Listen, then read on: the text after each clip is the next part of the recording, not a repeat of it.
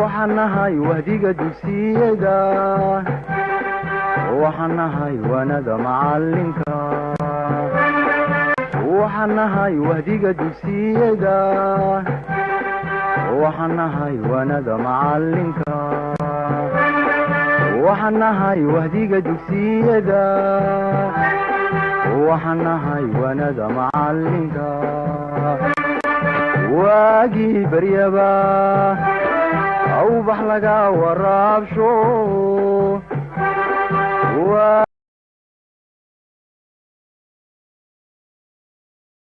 بسم الله ما أنت عشر كين وحكي بالعمية وحلا يقانا direct current حيه الصومالي direct current وحلا يقانا ضبط توسكا direct current مركا إنه كهالينه وحلا يدهدا ضبط توسكا DC وحلو سو جابيه direct current ضبط توسكا محلو يدي ضبط كنوا توس محينو لنا ضبط كنوا محي وتوس إرجع هالك كذا الستان بلاغا waxa lagu yiri direct current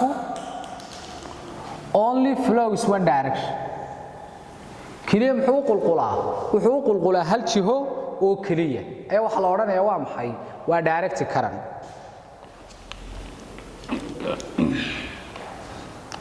way direct current only flows one direction hal jiho oo kaliya ayuu qulqulaa waa maxay jihadaas wuxuu ka tagaa positive terminalka source-ka waxaan u tagaa negative-ka ma wacwacdo wuxuu ka dhaqaaqaa from positive maxaan u tagaa to negative oo imika mareegtu markay tusaalaan sidaa tahay halkani waxa weeye waa blue halkana waa baytarigii halkaas waa positive halkana waa negative dabkan wuxuu ka imanayaa positive-ka waxaan u tagayaa negative-ka marka dabka uu qulqulaya hal jiho ee jihana ka tagay jiha kalena uu qulqulaya waxa loo yaqaan maxay direct current source-ka lagu sheegaya ee lagu leeyahay wuxuu ka qulqulayaa hal dhinac oo source-ka ah oo ah positive-ka waxaan u tagayaa negative-ka source-ka waa maxay waa sources-ku waa kuwan waa battery-ga iyo DC generator-iska haddaba haddaan soo koobo ereyga direct current maxaad ku qeexaysaa waa the current that flows only one direction or continuously flow only one direction it has no substantial variation waa maxay substantial variation ma laha qiimo isbedelaya oo marna kordhaya marna yaraanaya tusaale ahaan AC-gu wuxuu leeyahay substantial variation oo mar wuxuu tagaa big value mar wuxuu tagaa root mean square laakiin se kan sidaad graafkiisa ka aragtaan ma laha substantial variation imka halka waxa ku qoran waxa la oranayaa steady DC waa dab toos ah graafka wayda ka arkay graafkaas muxuu ku tilmaamayaa inuu yahay uniform ama constant ama steady saddexda ereybo isku macno uniform constant iyo steady malaha wax qiimo isbedelaya oo marna kordhaya marna yaraanaya waxa lagu yiri it cannot be transferred over long distance AC-gu imaka markaad form 4 kaad ku dhigan doontaan waxa loo yaqaan national grid lines-ka AC-gu intaas oo kilomitir ayaaba xarka raaca laakiin DC-gu ma raaco marka waxa lagu yiri it cannot be transferred over long distance because of what sababtu waa maxay waxa weeyaan waa due to large energy loss energy fara badan baa lumaya ama uu keenaya fogaanta dheer imika dabku markuu warshada ka soo baxo qayb baa ku soo lunta xarkaha wayrada dhex maraso loona bedelo heat laakiin kani ma socon karo muddo dheer frequency-giisu waa 0 hertz isma bedelayaba shayga isbedelaya ayaa leh frequency macnaheedu waa maxay rakaad ama noqnoqod ama isbedel ma laha kani frequency waa 0 frequency source-ka laga helo DC-gu waa maxay DC-ga meelaha laga helo waxa kamid ah battery ama sal hore inuu soo dhiganay battery iyo sal waxa yihiin battery iyo sal maxay ku kala duwan sal biology-ga ereyga sal macna badan buu leeyahay Soomaali biology marka laga hadlayo unug baa la yiraahdaa macnaha English kelmadda sal waa meel yar laakiin se imika inako as a physics markaynu u dhiganayno ereyga sal waxa la oranayaa bayteriga yar salahan kan abu maroodiga oo kale tooshashka la geliyo kale ka waxa la oranayaa sal ama waxa la yiraahdo dry cell waxa la oranayaa cell ama waxa la oranayaa waxa la yiraahdo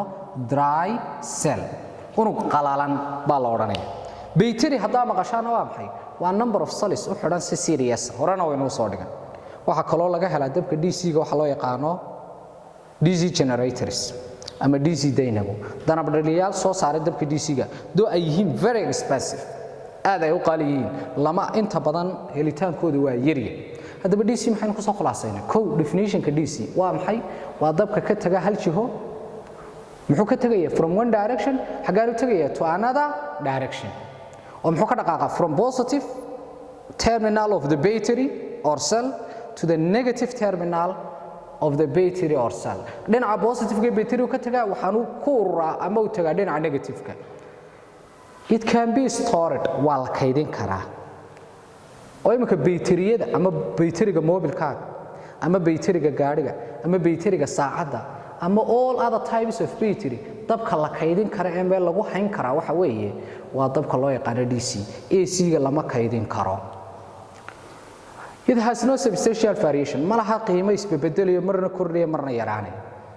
it cannot be transferred of a long distance laguma gudbin karo ama lama gudbin karo ama lama transfer gareyn karo fogaan dheer sababtu waa maxay energy loss baa imanaya fara badan frequency malaha oo zero frequency maxaa uu yeelan waayay shayga isbedelaya yeesha frequency isku bedelay source-ka laga helo DC waa maxay waa battery ama cell ama waxa loo yaqaano DC generators graafkiisina waa kan halkan vertical axis waa karankii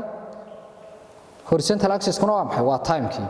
graafkaasi waa graafka u taagan DC-ga graafkaasi wuxuu ku tusayaa inuu yahay mid aan isbedelayn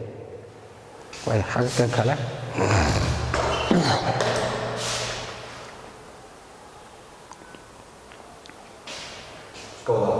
way alternating current alternating ereyga alternating macnaheedu wuxuu la macnayaa ereygani change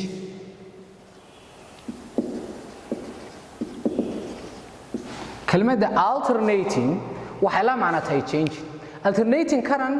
oo loo soo gaabiyay AC waa dabka isbedela oo muxuu isu bedela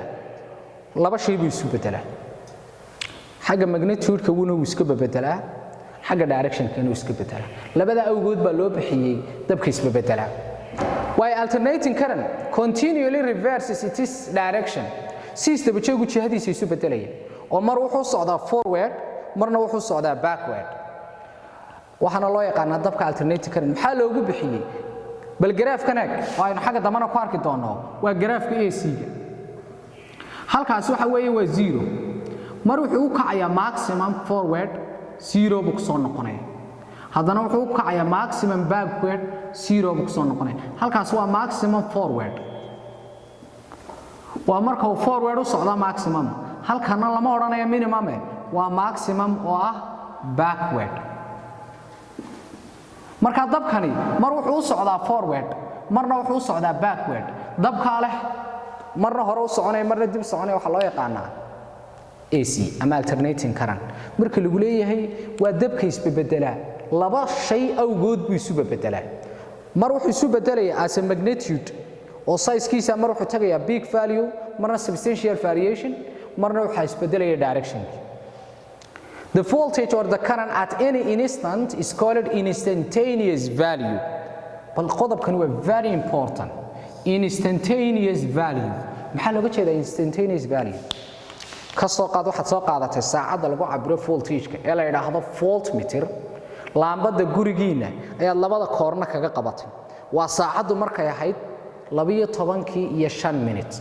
waxaad qoratay reading-kay waqtiga ku siinaysay tusaale ahaan reading-kii waxa uu noqdayba waqtiga 240 volt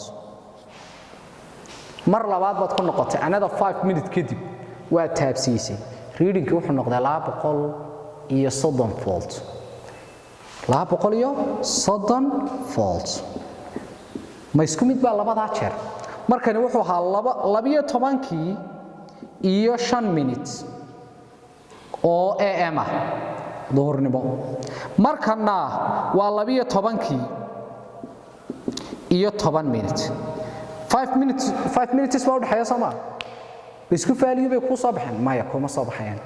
haddaba qiimaha aad waqti kasta helaysid ayaa waxa loo yaqaanaa instantaneous value of Soomaali loo yaqaano qiimo gooreed waxa la yiraahdaa qiimo gooreed marka waxa lagu voltage-ka ama current-ka la helayo any instant goor kasta ama waqti kasta waxa loo yaqaanaa instantaneous value qiimo gooreed oo sababta leeyahay AC gu isbedela haddaad saacada shayga power supply-ga ama source-ka AC-ga haddaad ku qabatid waqti dhowr jeer oo kala duwan qiimo kala duwan baa ku soo baxay qiimaha kala duwan wuxuu ku sheegay inuu leeyahay wax la yiraahdo substantial variation qiimihiisu inuu isbedelayo its frequency is 50 Hz up to 60 Hz frequency-giisu wuxuu u dhaxeeyaa 50 ama 60 Hz ana ku sheegayo let me go atoo qaata walxa electrical appliance waa maxay electrical appliance waa walxa electricity ku shaqeeya soo qaado mar waxaad eegtaa xaggooda dambe qaar waxa ku qoran powerka full operating voltage-ka iyo frequency-ga dabka qaar waxa ku qoran 50 Hz qaar waxa ku qoran 50 up to 60 Hz marka dabka AC-gu frequency-giisu wuxuu yahay 50 Hz ama 60 Hz iyadoo ay ku xidhan tahay wareegga uu sameeyo generator wareegga generator kan dhalinaya dabku sidoo wareegaya ku xidhanta marka hadii lagu yiraahdo frequency waa 50 Hz macnaheedu waa maxay content jeer ayuu halkiisa kan isbedelayaa way 50 Hz macnaheedu waa maxay waa 50 cycles per second marka content cycle noocan halkiisa kan sameysmaya macnaheedu marka waa maxay content jeer buu halkiisa kan isbedelay marka lagu leeyahay frequency waa 60 60 jeer buu halkiisa kan isbedelaya laakiin se frequency wuxuu ku xidhay mar walba rotation-ka dabdhaliyaha generator it has a substantial variation qiimo isbedelayo leeyahay waa tayn imika sheegay mar muxuu 12 iyo 5 minute muxuu ku noqday 240 volt 12 iyo 10 minute muxuu ku noqday 230 de qiimihiisu isku mid baa isbedelay waxa la oranayaa marka wuxuu leeyahay substantial variation qiimo isbedelaya xagga size-ka source-ka laga helaa waa maxay waa AC generator dabdhaliyaha dabka AC-ga ah ama waxa loo yaqaan AC dynamo way u kale hadaba bal graafkan waa graafka AC-ga vertical axis-ki waxa weeye waa voltage-ki V waa voltage horizontal axis-kuna waa time oo ah S time oo unit-keedu yahay second loona soo gaabiyo S graafkani muxuu ku tusayaa wuxuu ka bilaabay 0 halkaas waa 0 wuxuu tagay maximum forward sida inuu imika soo sheegin wuxuu ku soo noqday 0 hadana wuxuu tagay maximum backward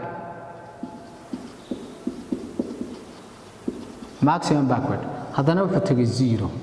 halka marka maxay idiga muuqda arday waxa idiga muuqda dabkan inuu yahay graafka AC-gi inuu mar maximum tagayo mar 0 ku soo noqonay hadana maximum tagayo taas waxa ku tusaysaa waxa la yiraahdo substantial variation qiimo isbeddelay black muxuu ka dhaqaaqay 0 maximum forward hadana 0 ku soo noqday hadana wuxuu ka tagay 0 maximum backward hadana 0 intaas maxay sameeyay waxay sameeyay one cycle hal cycle inta waxa la oranayaa waa maxay waa one cycle halka u sarreeyay gaadha hadaba maxaa la yiraahdaa waxa la yiraahdaa peak value halka u sarreysa ee dabka ay warshadu soo saarayso oo gaadhay waxa la oranayaa peak value tusaale ahaan haddii tusaale soo qaato waa 340 volt oo kale peak value wuxuu noqonayaa 340 volts way root mean square waa maxay RMS waxay u taagan tahay waxa la yiraahdo root mean square root mean square waa maxay waa dabka inakayna soo gaadha waana dabka u dhaxeeya 220 volt ilaa 240 volt ayna soo gaadha waxa la yiraahdaa root mean square waana dabka aynu guryaha ku isticmaalno weeye root mean square waa RMS waxa loo soo gaabiyay root mean square waa dabkayna soo gaadha way root mean square ka maxaa lagu helaa qiimaha root mean square ka waxa lagu helaa 0.707 times big value xagee ka timid tiradan hadaba soo eegartayo trigonometry marka diganaysaan graafka caynkan oo kale waxa la yiraahdaa sine curve graafkan oo kale waxa la yiraahdaa sine curve halkaasi waa big value halka maxaa la oranayaa BV baan soo gaabinay big value waxa ku beegan tahay xagasha 90 degree ga halkaas xagasha markay tahay 45 degree xagasha halka maxay tahay waa 45 degree 45 halka ay ku beegan tahay graafka ka taabato ay root mean square ku noqonaya xagasha 45 ka halka ka taabato ayuu noqonaya marka maxay root mean square xagashaasi 45 degree halka ay ka taabato ayuu noqonaya root mean square marka hadii tiraahdid root mean square ku waa big value ga oo lagu dhuftay sin 45 waa sax 0.707 kani waxay u taagan tahay sin 45 waxay u taagan tahay maxay sin 45 degree marka haddaba haddaad tidhaahdid root mean square-ka waxaa lagu helayaa big value-ga oo lagu dhuftay sin 45 degree iyo haddaad tidhaahdid root mean square-ka waxaa lagu helayaa 0.7071 oo lagu dhuftay big value-gu waa isku mid sababtoo ah halka uu graafku ka taabto xagasha 45ku halkay kaga beegan tahay graafka ay root mean square ku noqonayaan kaasaa la odhanayaa root mean square maanta cashirkeennu halkaas inoo joogaya asalaamu calaykum waraxmatullaahi wabarakaatu